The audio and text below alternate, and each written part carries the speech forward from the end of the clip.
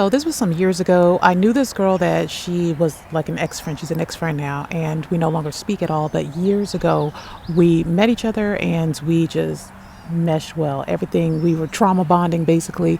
We would go out to eat all the time, go drinking, go to the club. I was just very worldly with her, and she was my partner in crime. And we hung out, and it was some stuff that went down. I ended up meeting somebody and marrying that person and moved. And I moved about an hour and a half away from her.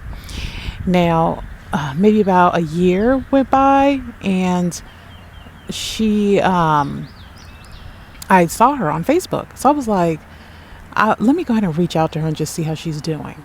Let me just see how she's doing. So I reached out to her. She ended up saying that she thought I was an ex trying to, whatever, play around. But when we got to talking on Facebook, we ended up exchanging our current phone numbers at the time. And we started back talking again, just kind of, catching up with each other. She later says that she was moving to the same city that I'm moving to, that I lived in. So I'm excited. I'm like, oh my gosh, this is going to be so fun, whatever, right? But now that I had been married, I had healed in a lot of areas. I stopped doing a lot of things, and I had my priorities had changed.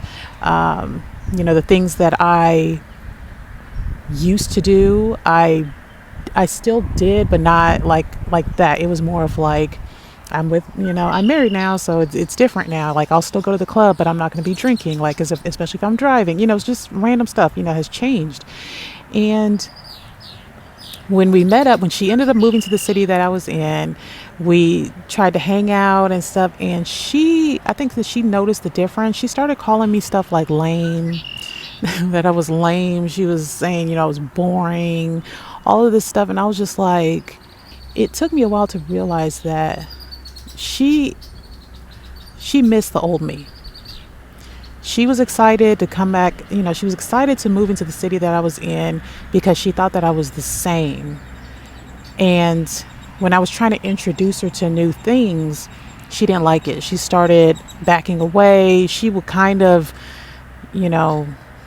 take consideration to the things that I was showing her or just whatever. But I think it was too much for her. I don't know what it was.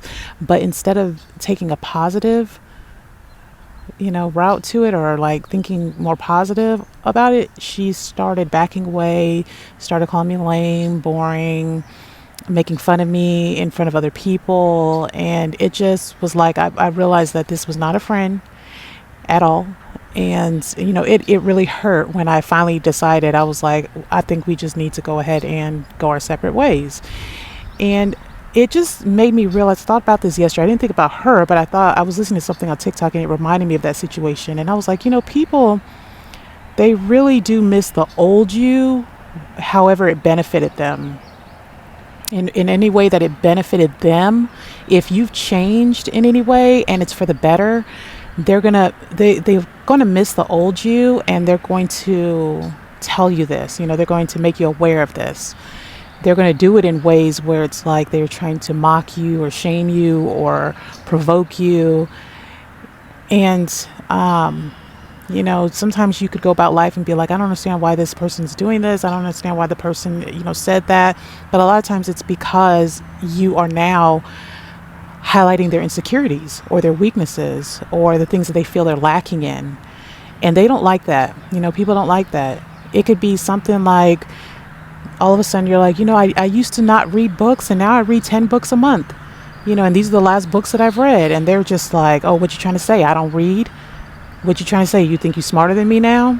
And all it's doing is it's highlighting their weakness of them feeling like they lack intelligence, or they lack, the ability to read or something. I don't know what it is, but that's what it seems like to me, at least.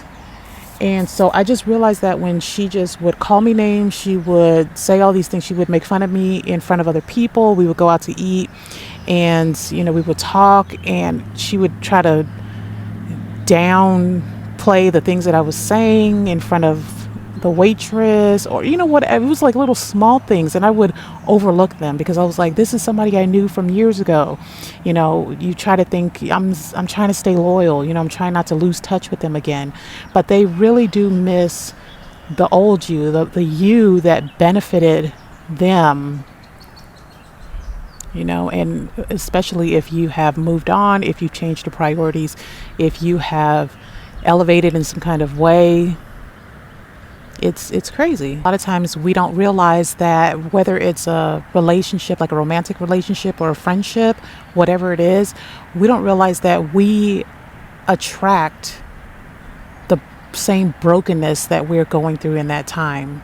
Whatever we're dealing with in that time of need, we tend to attract people that are going through similar brokenness, and that's what creates the bond.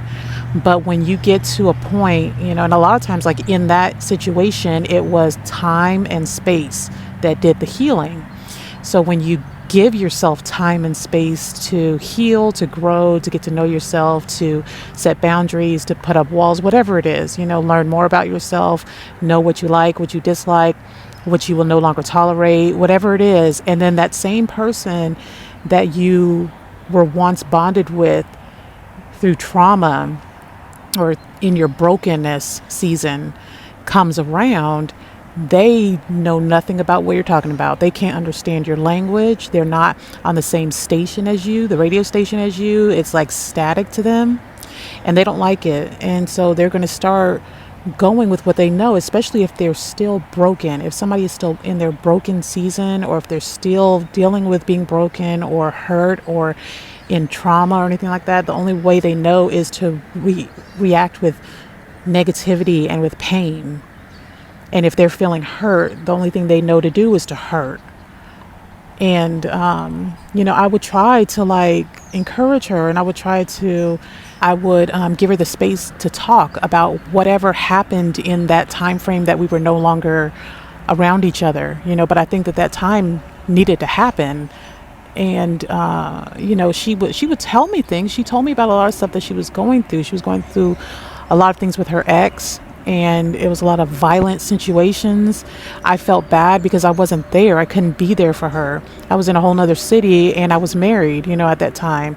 And I just really felt bad. And I tried to console her, and I tried to encourage her, and I tried to show her new things. I would tell her how beautiful she was when so many people told her otherwise.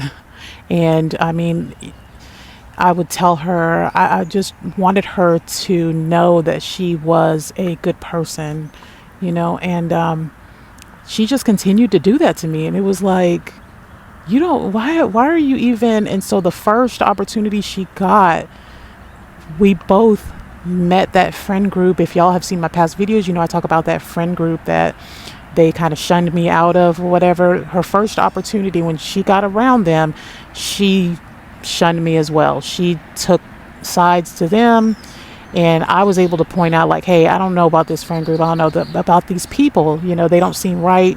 I think I'm gonna leave them alone. And she just kind of went off on me. And that's when I realized, okay, we need to sever ties. And I just felt really bad.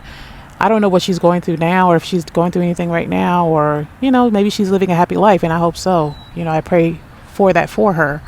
But I think that in that season, when she moved to the city that I was in, it showed me that people will assume, that when they met you, when you were down and out, when you were in your broken season, that you're going to continue being in that season if they're not trying to, if they haven't healed themselves, And so she just, I don't know. It's a whole lot. It's a lot, but we try to grow through it. We try to go through it we try to go through it and grow through it.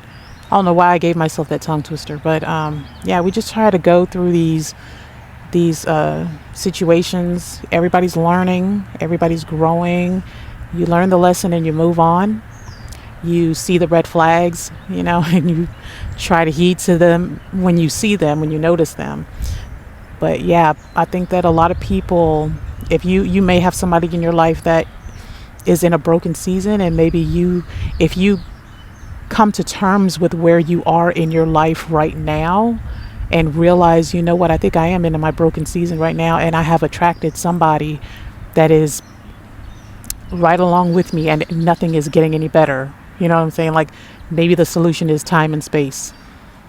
time and space so that we both can heal and grow. And if we come back together and we both are on a healed path, things will get better. We start elevating and you start moving forward and you start to see bigger blessings and, happiness and all of that stuff. But yeah, I think there are people that just, they miss you in your broken season. They miss you in they miss the version of you that benefited them while they were down. But let me know if y'all have ever dealt with this. If you know anybody that's dealt with this, write it in the comments and I will talk to y'all later. Bye.